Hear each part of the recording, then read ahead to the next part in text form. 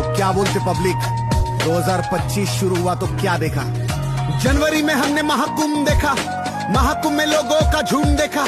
झुंड में भगदड़ में मरे हुए लोगों की लाशों से जलता हवन कुंड देखा। रोहित शर्मा के हाथों में कप देखा, मई में बारिश टपाटप देखा, नेता को करते घपा घप देखा,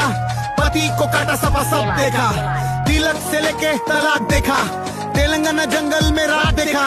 270 लोगों को कफन में लिपटा मिला, एयर इंडिया का प्लेन हाथ देखा, मनाली में गिरी बेबी डॉल देखा, केदारनाथ हेलीकॉप्टर फॉल देखा, टेम्बा को ग्राउंड में टॉल देखा, उसके हाथ में स्टंप और बॉल देखा, दिल्ली के स्टेशन में अफरा तफरी, लाशों से भर गई ट्रेन की पटरी, फाइनल देखने आरसीबी का आए लाखों लोग चढ़े एक दूजे पे जैसे भेड़ और बकरी। पाप कितना बढ़ रहा है, कौन किससे लड़ रहा है, कश्मीर की घाटी में मासूम क्यों मर रहा है, 6 महीनों में हुआ काम 25, 2025 में ये सब क्या देखना पड़ रहा है।